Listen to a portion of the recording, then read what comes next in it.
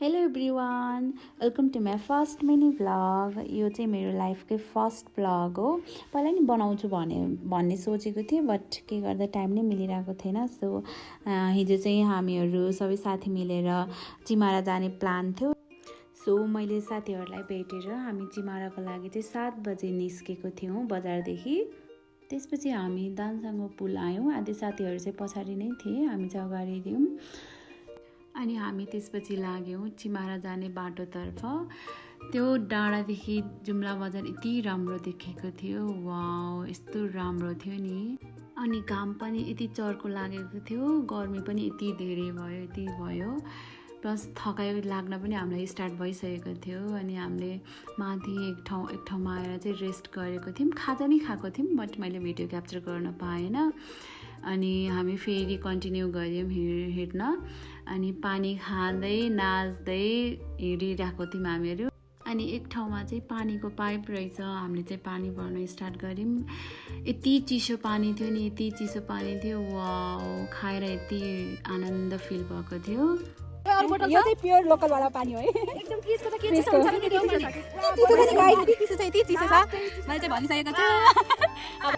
पानी भरेर हामी फेरि अगाडि बढ्यौँ। अनि बिचमा एउटा कस्तो राम्रो पाटन आएको थियो, अनि मैले भिडियो बनाएँ। अनि त्यसपछि हामी फेरि कन्टिन्यू गऱ्यौँ अगाडि।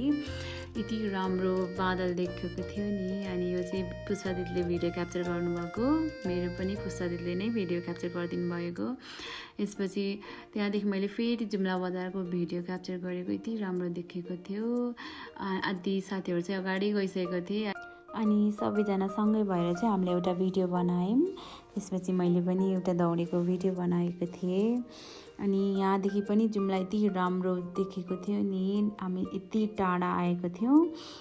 अनि बढ्दै जाँदा चाहिँ अगाडि बढ्दै जाँदा हामीले काफल भेटाएको थियौँ बाटोमा। ठुलो त्यो यति मिठो काफल थियो नि, यति मिठो काफल थियो। वाउ, अनि दाना पनि यति ठुलो थियो। अनि बाटैभरि लट्रम्मै थियो कि। अनि सबैजनाले यति धेरै खायौँ हामीले। अनि यो डाँडासम्म आइपुग्दा चाहिँ हामीलाई 2.5 घन्टा लागेको थियो। अनि माथितिर चाहिँ यति धेरै भेडाहरू थिए। अनि हाम्रो 2जना साथीहरू चाहिँ पानी माग्न जानुभएको थियो त्यो खरको आँटीमा। अनि अङ्कलहरूले पानी दिनु पनि भयो। अनि हामी फेरि चिमारातिर लाग्यौँ, डाँडातिर। अनि हामीले बिचमा आएर खाजा पनि खायौँ, के खायौँ याद नै छैन। अनि हामी फेरि अगाडि बढ्यौँ। हामी बिचमा आएर यति राम्रो भ्यू थियो, हरियाली पुरै। जाँदै गर्दा बिच बाटोदेखि चाहिँ सिडी थियो, ढुङ्गाको सिडीहरू। अनि एकदम डर लाग्ने बाटो पनि थियो। आधी साथीहरू चाहिँ अगाडि गइसकेको थिए, हामी चाहिँ एकदमै धेरै पछाडि थियौँ। अनि जसो तसो गरी हामी फाइनल्ली चिमारा मालिका पुग्यौँ। हामी राउटी दिदी हुनुहुन्छ। जय चिमारा मालिका। हामी चाहिँ पुग्यौँ, थ्याङ्क गड फाइनल्ली। अनि मैले थोरै फुल टिपेर मन्दिरभित्र पसेँ। एकदमै राम्रो मन्दिर थियो, एकदमै राम्रो देखिएको थियो। अनि तर मलाई एउटा मन नपरेको भनेको चाहिँ एकदम फोहोर पनि थियो। त्यहाँ गाईबस्तुहरू आएर चाहिँ बस्ने रहेछ, मान्छेहरूले गाईबस्तु ल्याएर चराउने रहेछन्। तर पनि एकदमै राम्रो थियो मन्दिर। हामीले भित्र गएर पूजा पनि गरेका थियौँ सबैले। एकदमै मन नै आनन्द भएको थियो। अनि हामीले त्यसपछि खाना खायौँ, एकदमै मिठो थियो खाना। यति 7 घन्टा हिँडेर चाहिँ हामी चिमारा पुगेका थियौँ। त्यसैले चाहिँ थकाइ पनि एकदमै धेरै लागेको थियो। खाना खायौँ, आनन्द फिल भएको थियो। त्यसपछि मैले भिडियो बनाएँ। अनि हामी त्यसपछि फेरि फर्कियौँ घर जानको लागि।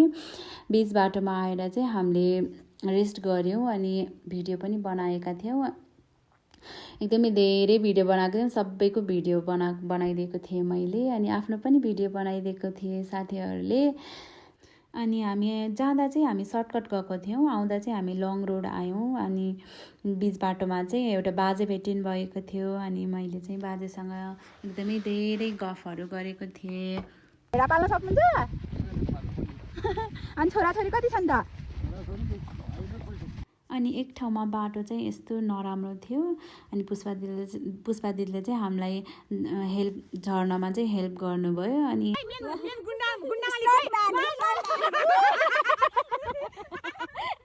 अनि मैले आधा बाटोको चाहिँ भिडियो क्याप्चर गर्नै बिर्सिसकेको रहेछु। अनि फेरि हामी एकदमै तल आएर खाजा खायौँ, चाउचाउ मकैहरू खायौँ। अनि हाम्रो पुष्पा दिदीले चाहिँ स्याउ चोर्दै हुनुहुन्छ। अनि हामीले त्यो बिच घरमा चाहिँ हामीले रोजमेरी पनि मागेका थियौँ अनि दिनु पनि भएको थियो एउटा दाइले। अनि हामी फेरि अगाडि बढ्यौँ। यो चाहिँ एउटा आन्टी चाहिँ बाटोमा भेटिनु भएको थियो, यो बारी चाहिँ उहाँको हो अरे। अनि यो बाटो सर्टकट छ भनेर चाहिँ यतादेखि जाऊ भन्नुभयो। अनि यो चाहिँ उहाँको बारी हो। अनि मनसा दिदीले चाहिँ हाम्रो लागि बाटो खोलिदिँदै हुनुहुन्छ, गेट लगाएको थियो त्यसमा। अनि यो बिचबारीमा चाहिँ मकै जौँ हो कि गहुँ हो, यसमा चाहिँ म कन्फ्युज हुन्छु, गहुँ हो कि जौँ हो। अनि यति धेरै थियो। अनि सबले भिडियोहरू बनाइरहेको थिएँ, प्लस अनि स्याउ पनि चोरिरहेको थिएँ, यति धेरै स्याउ चोरेको थिएँ। अनि भिडियोहरू बनाएँ सबैले, मैले पनि स्याउ चोरेको थिएँ अलिअलि। अनि तर सानो भएर होला निशैलो थियो। अनि बिच बाटोमा आउँदा चाहिँ हामीले बाटो नै बिर्स्यौँ, कुन बाटो हो कुन बाटो, हामी अपोजिट साइड गएको रहेछौँ। बाटो पनि यति अप्ठ्यारो थियो। यहाँसम्म आउँदा चाहिँ अँध्यारो नै भइसकेको थियो। अनि अर्को बाटो आएको भए चाहिँ हामी अहिलेसम्म घर नै पुगिसक्थ्यौँ होला, बट हामी अपोजिट बाटो आएको कारणले गर्दा चाहिँ हामीलाई लङ रोड भयो। अनि ढिलो पनि भइसकेको थियो, 7 बजिसक्यो, 7:30 भइसकेको थियो। अनि तर उज्यालो नै थियो। अनि